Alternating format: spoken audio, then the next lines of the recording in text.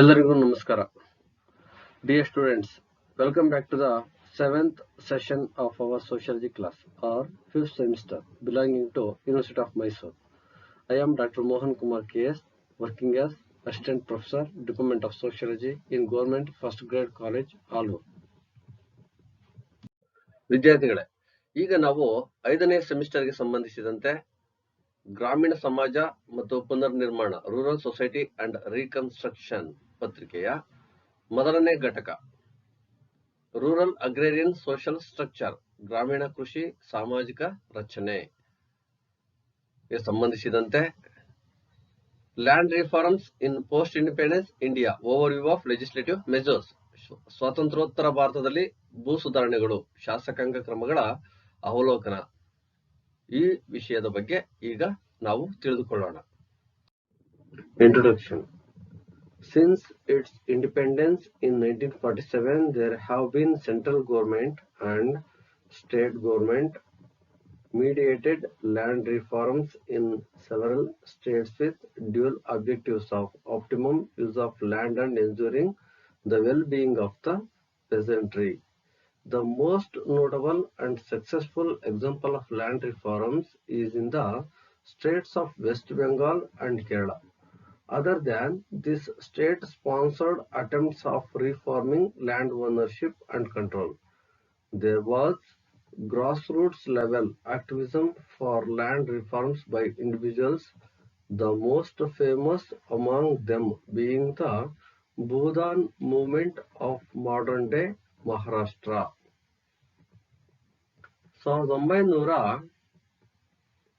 1947ರಲ್ಲಿ ಸ್ವಾತಂತ್ರ್ಯ ಬಂದಾಗಿನಿಂದ ಕೇಂದ್ರ ಸರ್ಕಾರ ಮತ್ತು ರಾಜ್ಯ ಸರ್ಕಾರಗಳು ಅವುಗಳ ಮಧ್ಯಸ್ಥಿಕೆಯಲ್ಲಿ ಭೂ ಸುಧಾರಣೆಗಳನ್ನು ಹಲವಾರು ರಾಜ್ಯಗಳಲ್ಲಿ ಭೂಮಿಯ ಅತ್ಯುತ್ತಮ ಬಳಕೆ ಮತ್ತು ರೈತರ ಯೋಗಕ್ಷೇಮವನ್ನು ಖಾತ್ರಿಪಡಿಸುವ ಉಭಯ ಉದ್ದೇಶಗಳನ್ನು ಹೊಂದಿದೆ. ಭೂ ಸುಧಾರಣೆಗಳ ಅತ್ಯಂತ ಗಮನಾರ್ಹ ಮತ್ತು ಯಶಸ್ವಿ ಉದಾಹರಣೆ ಪಶ್ಚಿಮ ಬಂಗಾಳ ಮತ್ತು ಕೇರಳ ರಾಜ್ಯಗಳಲ್ಲಿದೆ. ಭೂಮಿಯ ಮಾಲೀಕತ್ವವನ್ನು ಮತ್ತು ನಿಯಂತ್ರಣವನ್ನು ಸುಧಾರಿಸುವ ಈ ರಾಜ್ಯ ಪ್ರಾಯೋಜಿತ ಪ್ರಯತ್ನಗಳ ಹೊರತಾಗಿ ವ್ಯಕ್ತಿಗಳಿಂದ ಭೂ ಸುಧಾರಣೆಗಳಿಗಾಗಿ ತಳಮಟ್ಟದ ಕ್ರಿಯಾಶೀಲತೆ ಮತ್ತು ಅವುಗಳಲ್ಲಿ ಆಧುನಿಕ ಮಹಾರಾಷ್ಟ್ರದ ಭೂದಾನ ಚಳುವಳಿ ಅತ್ಯಂತ ಪ್ರಸಿದ್ಧವಾದವು. The Communist Party of India came to power in West Bengal in 1977, riding on the promise of enacting land reforms. Keeping their word, the new government initiated gradual land reforms such as Operation Barga.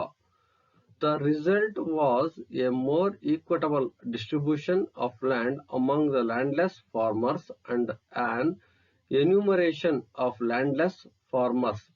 This has ensured an almost lifelong loyalty from the farmers, and the communists were in power till the 2011 assembly election.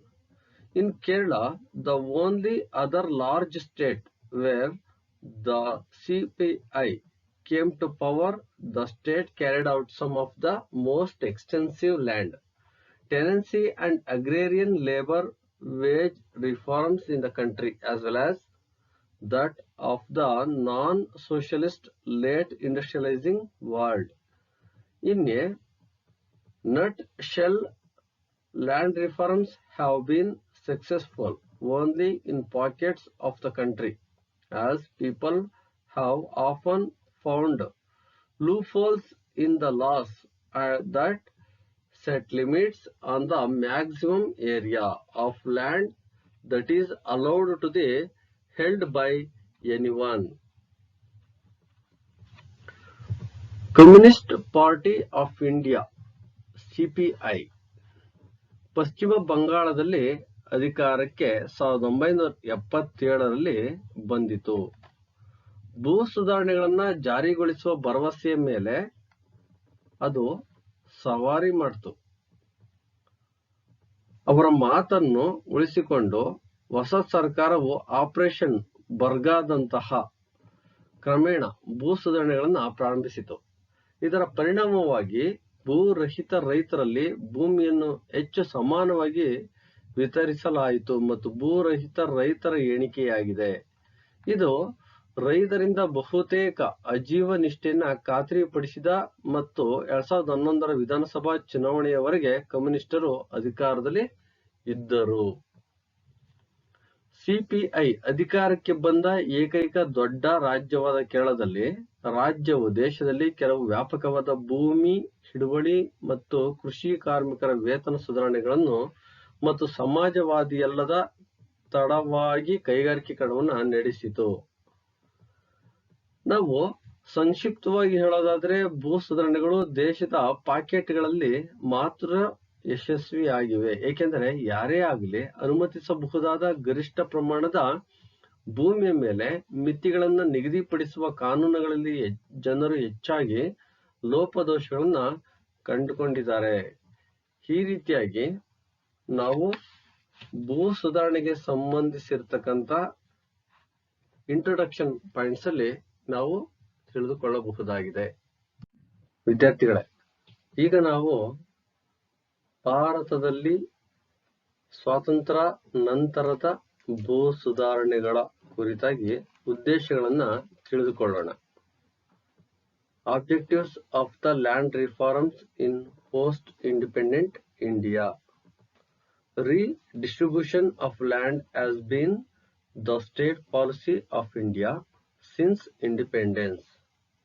Independent India's biggest success story regarding land policy is perhaps the abolition of the Zamindari system.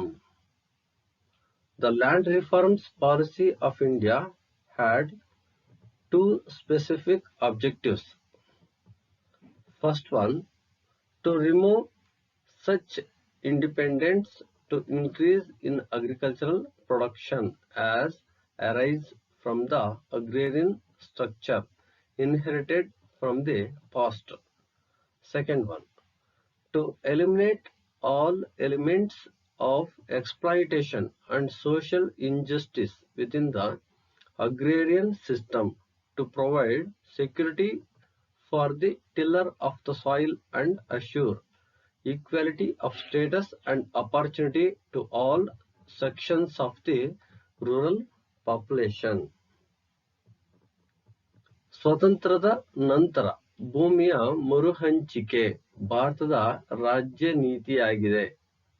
ಭೂ ನೀತಿಗೆ ಸಂಬಂಧಿಸಿದಂತೆ ಸ್ವತಂತ್ರ ಭಾರತದ ಅತಿ ದೊಡ್ಡ ಯಶಸ್ಸಿನ ಒಂದು ಭಾಗ ಅಂತಲೇ ಹೇಳಬೇಕಾಗುತ್ತೆ. ಬಹುಶಃ ಜಮೀನ್ದಾರಿ ಪದ್ಧತಿಯ ನಿರ್ಮೂಲನೆ. ಭಾರತದ ಭೂ ಸುಧಾರಣಾ ನೀತಿಯು 2 ನಿರ್ದಿಷ್ಟ ಉದ್ದೇಶಗಳನ್ನ ಹೊಂದಿದೆ. ಮೊದಲನೇದಾಗಿ ಕೃಷಿ ಉತ್ಪಾದನೆಯಲ್ಲಿ ಹೆಚ್ಚಳವಾಗಲು ಅಡೆತಡೆಗಳನ್ನ ತೆಗೆದುಹಾಕುವುದು. ಇಂದಿನಿಂದ ಬಂದಿರುವ ಆನುವಂಶಿಕವಾಗಿ ಕೃಷಿಗೆ ಸಂಬಂಧಿಸಿದ ಒಂದು ಪ್ರಮುಖವಾಗಿರ್ತಕ್ಕಂಥ ಒಂದು ಅಂಶಗಳ ಬಗ್ಗೆ ಹೆಚ್ಚಿನ ಗಮನವನ್ನ ಕೊಡುವುದು. ಎರಡನೇದಾಗಿ ಕೃಷಿ ವ್ಯವಸ್ಥೆಯೊಳಗೆ ಶೋಷಣೆ ಮತ್ತು ಸಾಮಾಜಿಕ ಅನ್ಯಾಯದ ಎಲ್ಲಾ ಅಂಶಗಳನ್ನು ತೊಡೆದು ಹಾಕಲು ಮಣ್ಣಿನ ಬೇಸಾಯಗಾರನಿಗೆ ಭದ್ರತೆಯನ್ನು ಒದಗಿಸುವುದು ಮತ್ತು ಗ್ರಾಮೀಣ ಜನಸಂಖ್ಯೆ ಎಲ್ಲಾ ವರ್ಗದವರಿಗೂ ಸಮಾನತೆಯನ್ನ ಕಾಪಾಡುವುದು ಮತ್ತು ಅವರಿಗೆ ಅವಕಾಶದ ಒಂದು ಸಮಾನತೆಯನ್ನ ಖಾತ್ರಿಪಡಿಸುವುದು ಇದರ ಪ್ರಮುಖ ಉದ್ದೇಶವಾಗಿದೆ. ವಿದ್ಯಾರ್ಥಿಗಳೇ, ಈಗ ನಾವು actions are undertaken during the land reforms in post independent India. ಸ್ವಾತಂತ್ರ್ಯ ನಂತರ ಭಾರತದಲ್ಲಿ ಕೈಗೊಂಡಿರುವ ಭೂ ಸುಧಾರಣಾ ಕ್ರಮಗಳ ಬಗ್ಗೆ ನಾವು ಈಗ ತಿಳಿದುಕೊಳ್ಳೋಣ. ಮೊದಲನೇದಾಗಿ ಅಬಾಲಿಷನ್ ಆಫ್ ಇಂಟರ್ಮಿಡಿಯೇಟರೀಸ್, ಮಧ್ಯವರ್ತಿಗಳ ನಿರ್ಮೂಲನೆ. One of the many aims of the land reforms was in eliminating middlemen entities such as the jamindars and jagirdars in order to bring the cultivator into a direct relationship with the government, ಮಧ್ಯವರ್ತಿಗಳ ನಿರ್ಮೂಲನೆ. ಜಮೀನು ಸುಧಾರಣೆಯ ಹಲವು ಗುರಿಗಳಲ್ಲಿ ಒಂದಾದ ಜಮೀನ್ದಾರರು ಮತ್ತು ಜಾಗೀರ್ದಾರರಂತಹ ಮಧ್ಯವರ್ತಿಗಳನ್ನ ತೊಡೆದು ಹಾಕುವುದು. ಅಂದ್ರೆ ಕೃಷಿಕರನ್ನ ಸರ್ಕಾರದ ಜೊತೆಗೆ ನೇರ ಸಂಬಂಧಕ್ಕೆ ತರಲು ಇದು ಪ್ರಮುಖ ಕಾರಣ. ಸೆಕೆಂಡ್ ಒನ್, ರೆಗ್ಯುಲೇಟಿಂಗ್ ಟೆನೆನ್ಸಿ, ಬಾಡಿಗೆಯನ್ನು ನಿಯಂತ್ರಿಸುವುದು. ಭೂಮಾಲೀಕರಿಂದ ಸಾಗುವಳಿ ಮಾಡಲು ಭೂಮಿಯನ್ನ ಪಡೆಯುವವರಿಗೆ ಗೇಣಿದಾರರು ಎಂದು ಕರೆಯುತ್ತಾರೆ. ನಾವು ಈಗ ತಿಳ್ಕೊಳ್ಬೇಕಾಗಿರ್ತಕ್ಕಂಥ ವಿಚಾರ ರೆಗ್ಯುಲೇಟಿಂಗ್ ಟೆನೆನ್ಸಿ ಅಂದ್ರೆ ಬಾಡಿಗೆಯನ್ನ ನಿಯಂತ್ರಿಸುವುದು. ಹಾಗಂದ್ರೆ The Congress Agrarian Reforms Committee very strongly felt that there was a direct relationship between the welfare of the Indian peasantry and the progress of agriculture in India. To a large extent, that relation relied on to what extent the peasantry felt secure about the source of its livelihood and whether the tenure system provided incentives and opportunity for local development. ಭಾರತೀಯ ಕೃಷಿಕರ ಸುಧಾರಣೆ ಮತ್ತು ಭಾರತದ ಕೃಷಿಯ ಪ್ರಗತಿಯ ನಡುವೆ ನೇರ ಸಂಬಂಧವಿದೆ ಎಂದು ಕಾಂಗ್ರೆಸ್ ಕೃಷಿ ಸುಧಾರಣಾ ಸಮಿತಿಯು ಬಲವಾಗಿ ಭಾವಿಸಿತ್ತು. ಹೆಚ್ಚಿನ ಮಟ್ಟಿಗೆ ಆ ಸಂಬಂಧವು ರೈತರಿಗೆ ತನ್ನ ಜೀವನೋಪಾಯದ ಮೂಲದ ಬಗ್ಗೆ ಸುರಕ್ಷಿತ ಭಾವನೆಯನ್ನ ಹೊಂದಿದ್ದು ಮತ್ತು ಅಧಿಕಾರಾವಧಿಯ ಸ್ಥಳೀಯ ಅಭಿವೃದ್ಧಿಗೆ ಪ್ರೋತ್ಸಾಹ ಮತ್ತು ಅವಕಾಶವನ್ನ ಒದಗಿಸಿದೆಯೇ ಎಂಬುದರ ಮೇಲೆ ಅದು ಅವಲಂಬಿಸಿದೆ. Third one, A ceiling on land holdings, ಭೂ ಹಿಡುವಳಿಗಳ ಮೇಲೆ ಮಿತಿ. ನಾವು ಈ ಅಂಶದಲ್ಲಿ ನಾವು ಗಮನಿಸಿದಾಗ ವ್ಯಕ್ತಿಗಳು ಹೊಂದಿರಬಹುದಾದ ಭೂಮಿಯ ಮೇಲೆ ಕಾನೂನಾತ್ಮಕ ಮಿತಿಯನ್ನ ಕೃಷಿ ಭೂಮಿಯ ಮೇಲಿನ ಗರಿಷ್ಠ ಮಿತಿ ಅಂತೇಳಿ ಕರಿತಾ ಹೋಗ್ತೀವಿ. A ceiling on land holdings. In all other states, the level of the ceiling was fixed to take account of different classes of land. For example, the ceiling ranged all the way from 27,134 acres in Andhra, 20 by 80 acres in Orissa, 19 by 132 acres in Gujarat, 18 by 126 acres in Maharashtra. In others, it was fixed in terms of standard across acres, a standard acre being equal to a certain number of ordinary acres laid down in the act passed in each state. Thus, the ceiling was fixed at 30 standard acres in the Punjab, Rajasthan, Delhi and Madras, 25 standard acres in Madhya Pradesh and 27 standard acres in Mysore. In Uttar Pradesh, the ceiling was imposed on 40 acres of fair quality land. ನಾವು ಈ ceiling ಅಂದ್ರೆ ಭೂ ಹಿಡುವಳಿಗಳ ಮೇಲೆ ಮಿತಿ ಅಂತ ಏನು ceiling on land holdings ಅಂತ ಏನು ಕರಿತಾ ಇದೀವಿ, ಇದು ಭೂ ಹಿಡುವಳಿಗಳ ಒಂದು ಏನು ಅಂಶಗಳನ್ನು ನಮಗೆ ತಿಳಿಸ್ಕೊಡುತ್ತೆ. ಬೇರೆ ಎಲ್ಲಾ ರಾಜ್ಯಗಳಲ್ಲಿ ವಿವಿಧ ವರ್ಗಗಳ ಭೂಮಿಯನ್ನ ಗಣನೆಗೆ ತೆಗೆದುಕೊಳ್ಳಲು ಚಾವಣಿಯ ಮಟ್ಟವನ್ನು ನಿಗದಿಪಡಿಸಲಾಗಿದೆ. ಉದಾಹರಣೆಗೆ ಆಂಧ್ರದಲ್ಲಿ 27/134 ಎಕರೆಗಳು, ಒರಿಸ್ಸಾದಲ್ಲಿ 20/80 ಎಕರೆಗಳು, ಗುಜರಾತ್ನಲ್ಲಿ 19/132 ಎಕರೆಗಳು, ಮಹಾರಾಷ್ಟ್ರದಲ್ಲಿ 18/126 ಎಕರೆಗಳು. ಇತರರಲ್ಲಿ ಇದನ್ನ ಪ್ರಮಾಣಿತ ಎಕರೆಗಳ ವಿಷಯದಲ್ಲಿ ನಿಗದಿಪಡಿಸಲಾಗಿದೆ. ಪ್ರಮಾಣಿತ ಎಕರೆ ಪ್ರತಿ ರಾಜ್ಯದಲ್ಲಿ ಅಂಗೀಕರಿಸಲಾದ ಕಾಯ್ದೆಯಲ್ಲಿ ನಿರ್ದಿಷ್ಟ ಸಂಖ್ಯೆಯ ಸಾಮಾನ್ಯ ಎಕರೆಗಳಿಗೆ ಸಮನಾಗಿರುತ್ತದೆ. ಹೀಗಾಗಿ ಪಂಜಾಬ್, ರಾಜಸ್ಥಾನ್, ದೆಹಲಿ ಮತ್ತು ಮದ್ರಾಸ್ನಲ್ಲಿ 30 ಸ್ಟ್ಯಾಂಡರ್ಡ್ ಎಕರೆಗಳಲ್ಲಿ ಮಿತಿಯನ್ನ ನಿಗದಿಪಡಿಸಲಾಗಿದೆ. ಮಧ್ಯಪ್ರದೇಶದಲ್ಲಿ 25 ಸ್ಟ್ಯಾಂಡರ್ಡ್ ಎಕರೆ ಮತ್ತು ಮೈಸೂರಿನಲ್ಲಿ 27, ಹಾಗೆ ಉತ್ತರ ಪ್ರದೇಶದಲ್ಲಿ 40 ಎಕರೆ. ನ್ಯಾಯಯುತ ಗುಣಮಟ್ಟದ ಭೂಮಿಗೆ ಇಲ್ಲಿ ಮಿತಿಯನ್ನ ವಿಧಿಸಲಾಯಿತು. Fourth one, consolidation of land holdings. ಭೂ ಹಿಡುವಳಿಗಳ ಏಕೀಕರಣ. The consolidation of fragmented holdings was regarded as part and parcel of the agricultural production program. Legislation for compulsory consolidation of holdings was enacted in Bombay in 1947, in Punjab in 1948, in Pepsu and Saurashtra in 1951, and UP in 1953. Similar provisions were made in other provinces except for Kerala and Madras. By 1964-65, a total area of 55 million acres was consolidated. ಭೂ ಹಿಡುವಳಿಗಳ ಏಕೀಕರಣ. ವಿಭಜಿತ ಹಿಡುವಳಿಗಳ ಕ್ರೋಢೀಕರಣವನ್ನು ಕೃಷಿ ಉತ್ಪಾದನಾ ಕಾರ್ಯಕ್ರಮದ ಭಾಗ ಮತ್ತು parcel ಎಂದು ಪರಿಗಣಿಸಲಾಗಿದೆ. 1947ರಲ್ಲಿ ಬಾಂಬೆಯಲ್ಲಿ, 1948ರಲ್ಲಿ ಪಂಜಾಬ್ನಲ್ಲಿ, 1951ರಲ್ಲಿ ಪೆಪ್ಸು ಮತ್ತು ಸೌರಾಷ್ಟ್ರದಲ್ಲಿ ಮತ್ತು ಯುಪಿಯಲ್ಲಿ ಹಿಡುವಳಿಗಳ ಕಡ್ಡಾಯ ಕ್ರೋಢೀಕರಣಕ್ಕಾಗಿ ಶಾಸನವನ್ನು ಜಾರಿಗೊಳಿಸಲಾಯಿತು. 1953ರಲ್ಲಿ ಕೇರಳ ಮತ್ತು ಮದ್ರಾಸ್ ಹೊರತುಪಡಿಸಿ ಇತರೆ ಪ್ರಾಂತ್ಯಗಳಲ್ಲಿ ಇದೇ ರೀತಿ ನಿಬಂಧನೆಗಳನ್ನು ಮಾಡಲಾಯಿತು. 1964-65ರ ಹೊತ್ತಿಗೆ ಒಟ್ಟು 55 ದಶಲಕ್ಷ ಎಕರೆ ಪ್ರದೇಶವನ್ನು ಕ್ರೋಢೀಕರಿಸಲಾಯಿತು. Next one, encouragement of cooperative joint farming. ಸಹಕಾರಿ ಜಂಟಿ ಕೃಷಿಗೆ ಉತ್ತೇಜನ. ಯೋಜನಾ ಅವಧಿಗೆ ಮುನ್ನ means cooperative farming did not receive any attention before the planning period, although the Congress Agrarian Reforms Committee had recommended cooperative farming for holdings below the basic holding. The progress was rather meagre. Up to 1965-66, a total of 7,294 cooperative farming societies having a membership of 1.88 lakhs had been formed, and these covered an area of 3.93 lakh hectares. ಸಹಕಾರಿ ಜಂಟಿ ಕೃಷಿಗೆ ಉತ್ತೇಜನ. ಯೋಜನಾ ಅವಧಿಗೆ ಮುನ್ನ ಸಹಕಾರಿ ಕೃಷಿಯು ಯಾವುದೇ ಗಮನವನ್ನು ಪಡೆಯಲಿಲ್ಲ. ಆದರೂ ಕಾಂಗ್ರೆಸ್ ಕೃಷಿ ಸುಧಾರಣಾ ಸಮಿತಿಯು ಮೂಲಭೂತ ಹಿಡುವಳಿಗಿಂತ ಕೆಳಗಿನ ಹಿಡುವಳಿಗಳಿಗೆ ಸಹಕಾರಿ ಕೃಷಿಯನ್ನು ಶಿಫಾರಸು ಮಾಡಿದೆ. ಪ್ರಗತಿ ಅಲ್ಪವಾಗಿತ್ತು. ಇದು ನಾವು ಗಮನಿಸಬೇಕಾಗಿರ್ತಕ್ಕಂತಹ ಅಂಶ.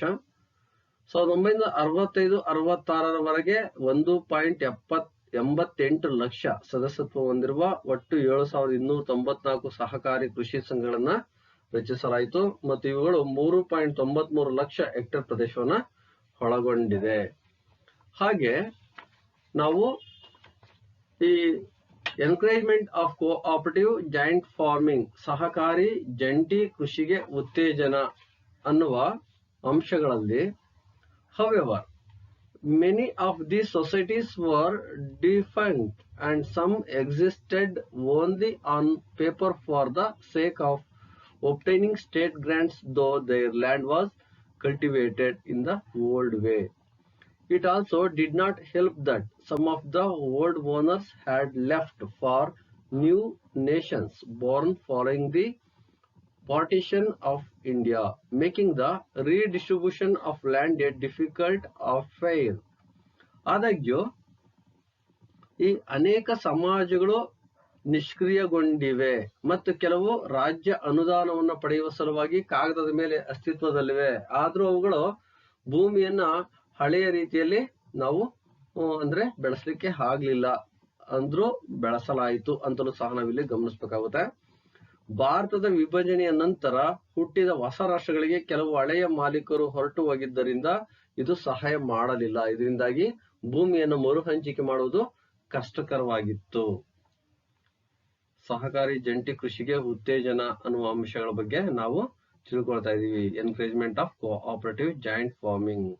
Last one, abolition of bonded forced labour. ಬಂಧಿತ ಬಲವಂತದ ಕಾರ್ಮಿಕರ ನಿರ್ಮೂಲನೆ. Another significant development since 1947 was the virtual disappearance of forced labor at the turn of the century. The vast majority of agricultural laborers were men who were held in bondage due to debt for other forms of forced servitude.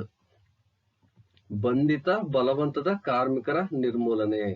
1947ರಿಂದ ಮತ್ತೊಂದು ಗಮನಾರ್ಹ ಬೆಳವಣಿಗೆ ಅಂದ್ರೆ ಬಲವಂತದ ಕಾರ್ಮಿಕರ ವಾಸ್ತವಿಕ ಕಣ್ಮರೆಯಾಗಿದೆ ಅಂತೇಳಿ. ಶತಮಾನದ ತಿರುವಿನಲ್ಲಿ ಬಹುಪಾಲು ಕೃಷಿ ಕಾರ್ಮಿಕರು ಸಾಲ ಅಥವಾ ಇತರ ರೀತಿಯ ಬಲವಂತದ ಗುಲಾಮಗಿರಿಯ ಕಾರಣದಿಂದ ಇಲ್ಲಿ ಬಂಧಿತರಾಗಿದ್ರು.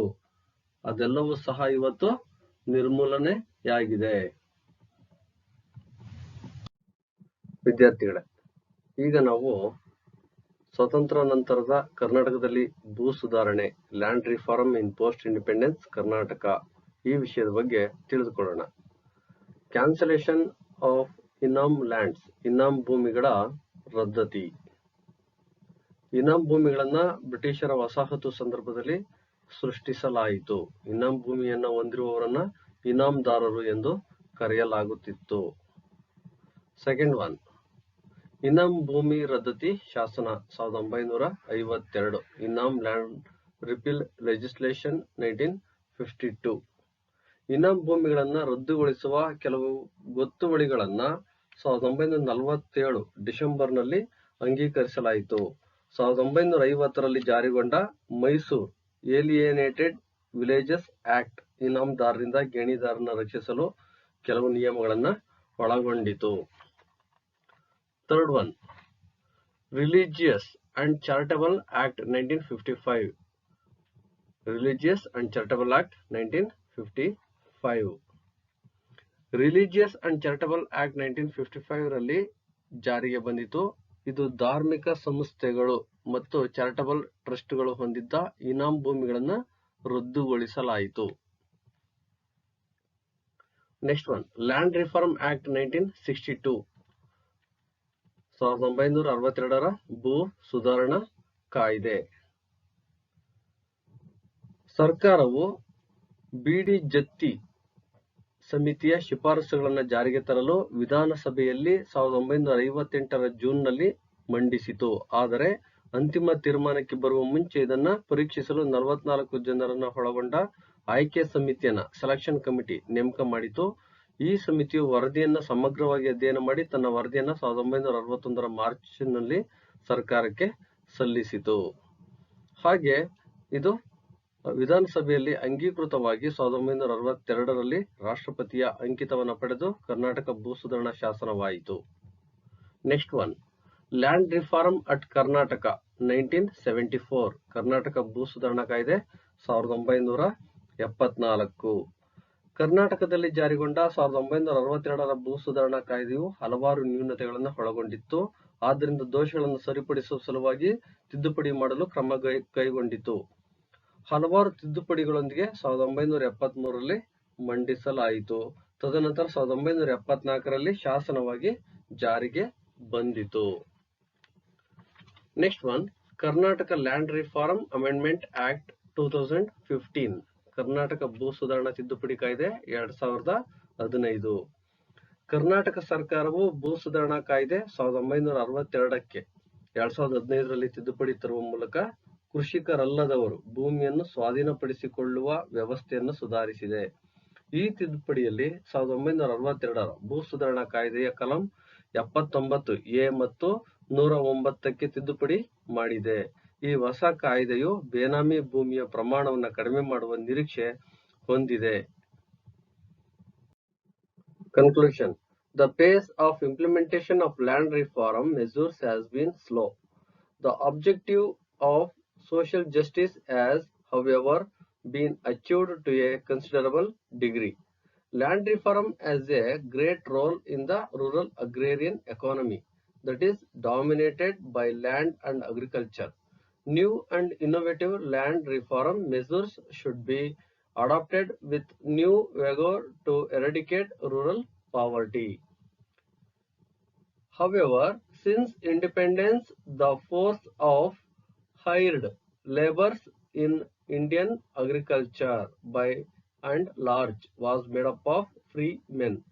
This was a change of great significance which was likely to have far-reaching repercussions in the future. ಭೂ ಸುಧಾರಣಾ ಕ್ರಮಗಳ ಅನುಷ್ಠಾನದ ವೇಗ ನಿಧಾನವಾಗಿದೆ. ಆದಾಗ್ಯೂ ಸಾಮಾಜಿಕ ನ್ಯಾಯದ ಉದ್ದೇಶವು ಗಣನೀಯ ಪ್ರಮಾಣದಲ್ಲಿ ಸಾಧಿಸಲ್ಪಟ್ಟಿದೆ. ಭೂಮಿ ಮತ್ತು ಕೃಷಿಯಿಂದ ಪ್ರಾಬಲ್ಯ ಹೊಂದಿರುವ ಗ್ರಾಮೀಣ ಕೃಷಿ ಆರ್ಥಿಕತೆಯಲ್ಲಿ ಭೂ ಸುಧಾರಣೆಯು ಮಹತ್ತರವಾದ ಪಾತ್ರವನ್ನು ಹೊಂದಿದೆ. ಆದಾಗ್ಯೂ ಸ್ವಾತಂತ್ರ್ಯದ ನಂತರ ಭಾರತೀಯ ಕೃಷಿಯಲ್ಲಿ ಕೂಲಿ ಕಾರ್ಮಿಕರ ಬಲವು ಮತ್ತು ಹೆಚ್ಚಿನದಾಗಿ ಸ್ವತಂತ್ರ ವ್ಯಕ್ತಿಗಳಿಂದ ಮಾಡಲ್ಪಟ್ಟಿದೆ. ಇದು ಮಹತ್ವದ ಬದಲಾವಣೆಯಾಗಿದ್ದು, ಇದು ಭವಿಷ್ಯದಲ್ಲಿ ದೂರಗಾಮಿ ಪರಿಣಾಮಗಳನ್ನು ಬೀರುವ ಸಾಧ್ಯತೆ ಇದೆ. Thank you.